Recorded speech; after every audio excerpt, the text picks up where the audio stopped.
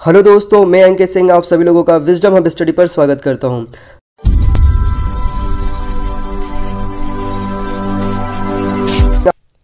तो चलिए दोस्तों, हम शुरू करते हैं हमारा ये सीरीज़ 31।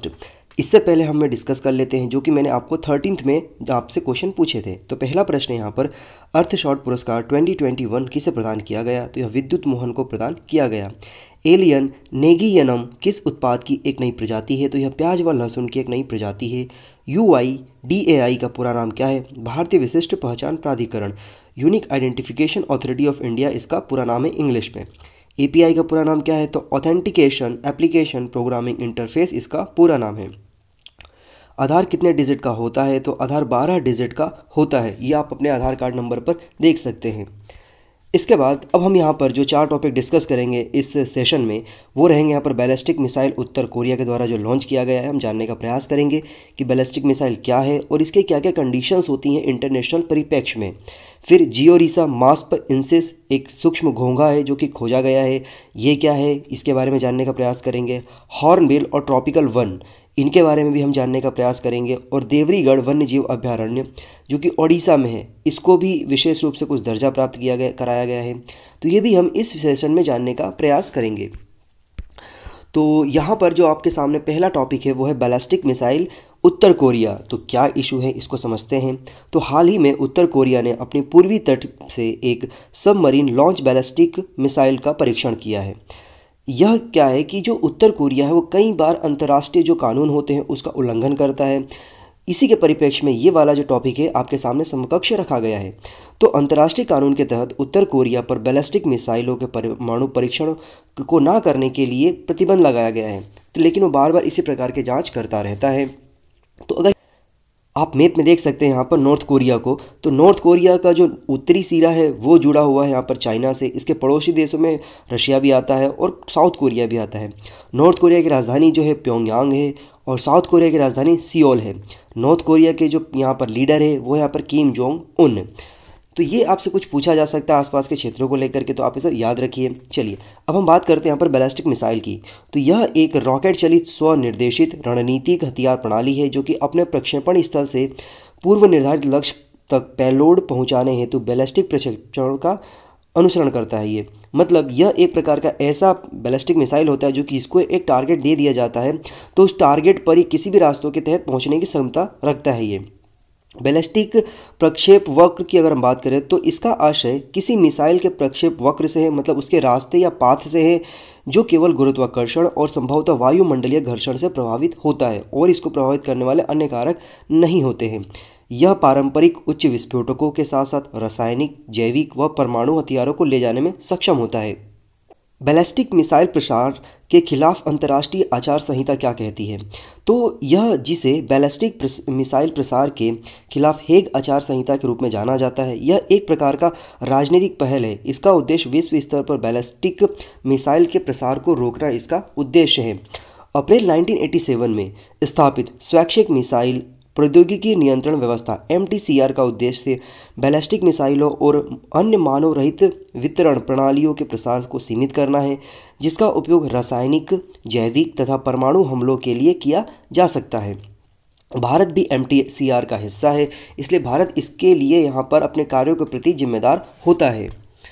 इसके बाद यदि हम बात करें कि भारत में किस प्रकार के बैलिस्टिक मिसाइल का निर्माण किया जा चुका है, तो अग्नि P मिसाइल का निर्माण किया जा चुका है भारत के द्वारा। सौर्य मिसाइल, पृथ्वी मिसाइल, धनुष मिसाइल और सागरिका मिसाइल ये सभी भारत के द्वारा निर्मित किए गए हैं और ये सभी बैलिस्टिक मिसाइल होते हैं।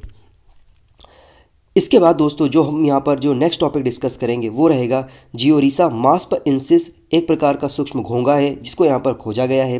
तो हाल ही में मेघालय की मसमाई गुफा में जियोरिसा मास्प इंसिस नामक एक सूक्ष्म घोंघे की प्रजाति को ढूंढा गया है।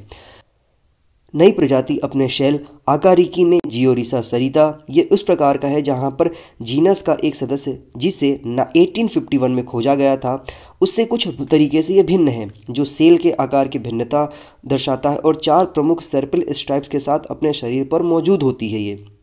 ये सर्पिल स्ट्राइप्स जियोरिसा सरिता में पाई जाती है और इनकी संख्या यहाँ पर 7 दर्शाई गई है।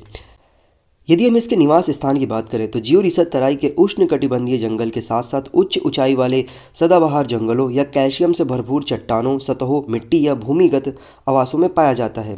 विघटन होने का कारण इसका जियोरिसस जीनस के सदस्यों का वितरण व्यापक रूप से अफ्रीका, एशिया एवं प्रशांत क्षेत्र में है। हालांकि वे चूना पत्थर की गुफाओं या चूना पत्थर के विघटन से बनने वाले कास्ट परिदृश्यों से युक्त सूक्ष्म आवासों तक ही सीमित रहता है। ये इसके लिए खतरे की अगर हम बात करें तो उच्च पर्यटन प्रवाह, अन्य गुफा जीव इस सूक्ष्म घोंघे की प्रजाति के लिए खतरा बन चुके हैं। यहाँ पे अगर हम बात करें मासमाई गुफा की तो यह मेघालय के पूर्वी खासी हिल्स जिले में चेरापूंजी से सोहरा के नाम से भी जाना जाता है से लगभग 4 किलोमीटर की दूरी पर मासमाई के छोटे से गांव में स्थित है। खासी भाषा मासमाई शब्द का अर्थ होता है ओथ स्टोन होता है। खासी लोग गुफा के लिए स्थायी शब्द क्रेम का इस्तेमाल भी करते हैं। मासमाई गुफा समुद्र तल से 1195 मीटर की ऊंचाई पर स्थित है और परोक्ष रूप से पूर्वी खासी पहाड़ियों से निकलने वाली किन्शी नदी की धाराओं को प्रभावित करती है। यह गुफा अपने कुछ जीवाश्मों के लिए प्रसिद्ध है जिसे यहाँ पर देखा जा सकता है। इसके बाद दोस्तों यहाँ पर जो अगला टॉपिक है वो हॉर्नबिल ट्रॉपिकल वन। तो क्या है ये? तो हाल ही में 2 वैज्ञानिक संगठनों के शोधकर्ताओं द्वारा इस विषय पर अध्ययन किया गया कि अरुणाचल प्रदेश के नामदफा टाइगर रिजर्व में मौजूद पौधे और हॉर्नबिल के एक दूसरे के वितरण को किस प्रकार से प्रभावित किया है। यह अध्ययन इस तर्क को मजबूत करता है कि हॉर्नबिल जंगल के बागवान या किसान हैं जो अपने बीज प्रकीर्णन के माध्यम से अपने स्वयं के लिए खेती करते रहते हैं। तो ये स्टडी की गई है, इसमें क्या जानकारी निकला है? तो इस स्टडी में जानकारी ये निकला है कि उष्णकटिबंधीय वनों के साथ हॉर्नबिल का सहजीवी संबंध होता है। लंबी अवधि में यह सहजीवी संबंध संभवतः ऐसे बागों का निर्माण करता है जो हॉर्नबिल को आकर्षित करता है।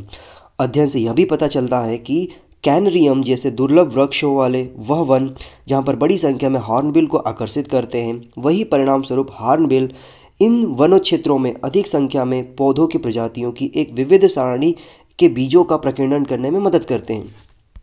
तो यहाँ पर अगर हम हॉर्नबिल की बात करें तो हॉर्नबिल क्या है? तो हॉर्नबिल एक प्रकार का पक्षी है। हॉर्नबिल जिसे बुसरोटिडे परिवार उष्णकटिबंधीय और उपोष्णकटिबंधीय अफ्रीका और एशिया में पाया जाने वाला एक पक्षी है और एक परिवार है। ये भारत में हॉर्नबिल की लगभग 9 प्रजातियां पाई जाती है। यह पूर्वोत्तर क्षेत्रों में भारत के भीतर हॉर्नबिल प्रजातियों की विविधता सबसे अधिक है। वे पूर्वोत्तर में कुछ जाति समुदायों के विशेष रूप से अरुणाचल प्रदेश के न्यासी समुदाय का सांस्कृतिक प्रतीक भी है। नागालैंड में मनाया जाने वाला हॉर्नबिल उत्सव, जो कि आपने कई बार सुना भी होगा, जो कि चर्चा में भी बना रहता है, का नाम हॉर्नबिल पक्षी के नाम पर ही रखा गया है। यह नागाओं के लिए सबसे सम्मानित और प्रशंसनीय पक्षी भी माना जाता है।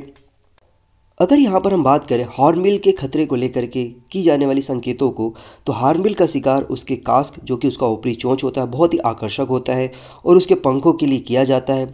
उनके मांस और उनके शरीर के अंगों से औषधीय महत्व के चलते भी इनका अवैध रूप से शिकार किया जाता है। ऐसे वृक्ष हो जहाँ हॉर्नबिल पक्षी घोंसला बनाकर रहते हैं, उनकी अवैध कटाई उनके प्राकृतिक आवासों का नष्ट भी इनके लिए खतरे का एक संकेत है। अगर हम यहाँ पर बात करें भारत में हॉर्नबिल की कौन कौन सी प्रजातियाँ पाई जाती है, तो भारत में कुल प्रकार की 9 प्रजातियाँ पाई जाती है। पहला जो होता है द ग्रेट हॉर्नबिल, इसका आवास क्षेत्र पश्चिमी घाट और हिमालय में है। यह भारत में पाई जाने वाली हॉर्नबिल की सभी प्रजातियों में सबसे बड़ी है तथा अरुणाचल प्रदेश व केरल की प्रजातियों का यह एक राज्य पक्षी भी है उस राज्य क्षेत्रों का। IUCN की लिस्ट में इसे सुभेद्य मतलब वर्नरेबल की सूची में डाला गया है। साइट्स की सूची में यह परिशिष्ट वन में है और वन्य जीव संरक्षण अधिनियम में ये 1972 के अनुसूची फर्स्ट में है। फिर अगला जो यहाँ पर हॉर्नबिल है वो रफर्ड नेक्स्ट हॉर्नबिल है।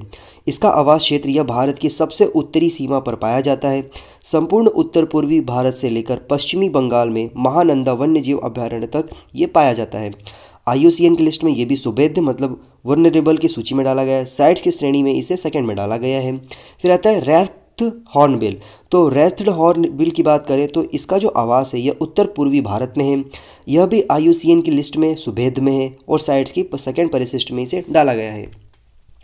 फिर जो नेक्स्ट है यहाँ पर नारकोंडम हॉर्नबिल है। तो नारकोंडम जो हॉर्नबिल है वो अंडमान निकोबार द्वीप समूह के नारकोंडम द्वीप में पाया जाता है। ये वहाँ का स्थानिक है। IUCN की सूची में इसे सुभेद्य में डाला गया है। साइट्स की अनुसूची में इसे परिशिष्ट सेकेंड में डाला गया है और वन्य जीव संरक्षण अधिनियम 1972 के अनुसूची फर्स्ट में इसे रखा गया है। मालाबार पाइड हॉर्नबिल की बात करें तो ये भारत और श्रीलंका के सदाबहार और नम पर्णपाती वन क्षेत्र में पाया जाता है। IUCN की लिस्ट में इसे संकटकालीन मतलब नियर थ्रेटेंड की लिस्ट में डाला गया है। साइट्स की परिशिष्ट सेकंड में इसे रखा गया है। फिर आता है ओरिएंटल पाइड हॉर्नबिल। यह इसका जो क्षेत्र है वो उपोष्ण कटिबंधीय या उष्ण कटिबंधीय नम तराई वाला क्षेत्र है, वन है यहाँ पर।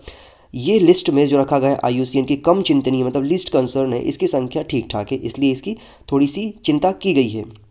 साइट्स की सूची में सेकंड लिस्ट में रखा गया है। फिर यहाँ पर आता है ऑस्टेंस ब्राउन हॉर्नबिल। तो यह उत्तर पूर्वी भारत के वन प्रमुख क्षेत्र में पाया जाता है। नामदफा राष्ट्रीय उद्यान अरुणाचल प्रदेश में इसका निवास है। IUCN की सूची में इसे संकट में रखा गया है। संकट मतलब ये नियर थ्रेटेंड में है। अगला जो है यहाँ पर ऑस्टेंस ब्राउन हॉर्नबिल, यह उत्तर पूर्व भारत के वन मुख्य रूप से नामदफा राष्ट्रीय उद्यान अरुणाचल प्रदेश में इसका निवास स्थान है।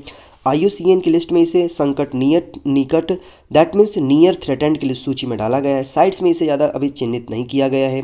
फिर मालाबार ग्रे हॉर्नबिल, यह पश्चिमी घाट पर पाया जाता है। ये IUCN की लिस्ट में इसे कम चिंतनीय मतलब इसके नंबर्स अच्छी खासी मात्रा में है। साइट्स में इसे अभी सूचित नहीं किया गया है। इंडियन ग्रे हॉर्नबिल की बात करें तो यह दक्षिणी हिमालय की तलहटी में पाया जाता है। यह भी कम चिंतनीय है मतलब लिस्ट कंसर्न में है। ये भी साइट्स की सूची में इसे रखा नहीं गया है अभी। अब दोस्तों अगर हम बात करें यहाँ पर कि नामदफा राष्ट्रीय पार्क में क्या क्या पाया जाता है, तो यहाँ पर जीव जगत की अगर हम बात करें तो यह विश्व का एकमात्र पार्क है जिसमें बिल्ली की 4 प्रजातियाँ जैसे कि बाघ, तेंदुआ, हिम तेंदुआ और क्लाउडेड लेपर्ड पाई जाती हैं। प्राइमेट की भी कई प्रजातियाँ यहाँ पाई जाती है, जैसे Assam macaque, pig tailed macaque और स्टम्प टेल्ड मकाक यहाँ पर पाई जाती है। भारत में पाई जाने वाली एकमात्र लंगूर प्रजाति हुलाक गिब्बन भी इसी राष्ट्रीय उद्यान में पाया जाता है।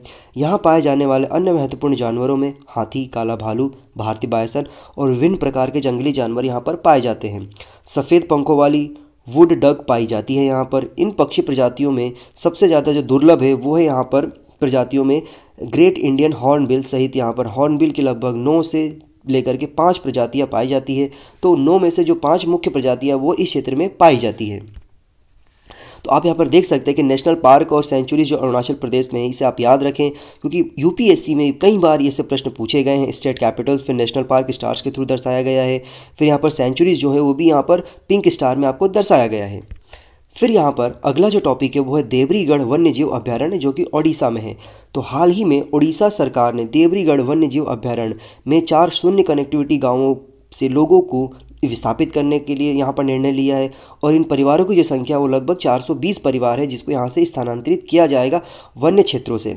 तो पुनर्वास का उद्देश्य आ जाता है यहाँ पर। तो पहला सवाल उत्पन्न ये होता है कि इन लोगों को यहाँ से स्थानांतरित किया ही क्यों जा रहा है। तो ये देखने में आता है कि मानव और वन्यजीव संघर्ष को कम करने के लिए इन लोगों को यहाँ से विस्थापित किया जाता है। कई बार ऐसा होता है कि मनुष्य निवास करते करते जंगल क्षेत्र में प्रवेश कर जाता है और जो जंगल क्षेत्र होता है वह जानवरों का निवास स्थान होता है। तो वहाँ पर इंसान और मानवों के बीच में टकराव की स्थिति उत्पन्न हो जाती है।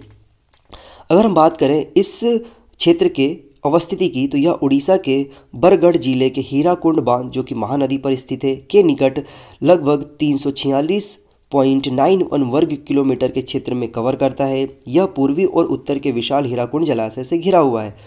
8 फरवरी 1985 को इसे वन्यजीव अभयारण्य घोषित किया गया था। यह उड़ीसा राज्य में वन्यजीवों की और उसके आवासों के लिए इन सीटू संरक्षण के लिए एक महत्वपूर्ण स्थान है। जैव विविधता की बात करें यहाँ पर तो यहाँ का जो वनस्पति है वो शुष्क पर्णपाती वन है। जीव जगत की बात करें तो यहाँ पर 4 सींग वाला मृग, भारतीय तेंदुआ, भारतीय हाथी, सांभर, चीतल और गौर यहाँ पर पाया जाता है। उड़ीसा में प्रमुख संरक्षित क्षेत्र जो है राष्ट्रीय उद्यानों की बात करें तो उड़ीसा में 2 राष्ट्रीय उद्यान हैं, भीतरकनिका राष्ट्रीय उद्यान और सिमलीपाला राष्ट्रीय उद्यान यहाँ पर स्थित है। इसके अलावा उड़ीसा में कुछ अन्य वन्यजीव अभयारण्य भी है जिसमें से बदरमा वन्यजीव अभयारण्य है, चिलिका जिसे नलबड़ द्वीप भी कहा जाता है वन्यजीव अभयारण्य है, हथगढ़ वन्यजीव अभयारण्य है, बैसीपल्ली वन्यजीव अभयारण्य है, कोटगढ़ वन्यजीव अभयारण्य, नंदनकानन वन्यजीव अभयारण्य, लखारी घाटी वन्यजीव अभयारण्य और गाहिर माथा जो कि समुद्री वन्यजीवों के लिए प्रचलित है ये भी यहाँ पर स्थित है। तो आप यहाँ पर देख सकते हैं उड़ीसा का जो क्षेत्र है कि किस प्रकार से यहाँ पर फॉरेस्ट कवर है, फिर प्रोटेक्टेड एरिया है, फिर यहाँ पर वाटर बॉडीज है यहाँ पर संरक्षित किए गए हैं। इसके बाद दोस्तों हमने ये जो 4 टॉपिक पढ़ा है इससे संबंधित कुछ प्रश्न हैं जो कि मैं आपसे पूछूंगा। मुझे उम्मीद है कि यदि आप लोगों ने इस पूरे सेशन को ध्यानपूर्वक सुना है तो उन सभी प्रश्नों के सवालों के जवाब आप मुझे कमेंट सेक्शन में आसानी से दे पाएंगे। तो पहला प्रश्न यहाँ पर, स्वैच्छिक मिसाइल प्रौद्योगिकी नियंत्रण व्यवस्था MTCR की स्थापना किस वर्ष की गई थी? जियोरिसा मास्पएंसिस किस जीव की प्रजाति है? खासी पहाड़ी भारत के किस राज्य में स्थित है? हॉर्नबिल उत्सव भारत के किस राज्य में मनाया जाता है? भारत में हॉर्नबिल की कुल कितनी प्रजातियां पाई जाती है? नामदफा राष्ट्रीय उद्यान भारत के किस राज्य में स्थित है? हीराकुंड बांध किस नदी पर बनाया गया है? देवरीगढ़ वन्यजीव अभयारण्य भारत के किस राज्य में स्थित है?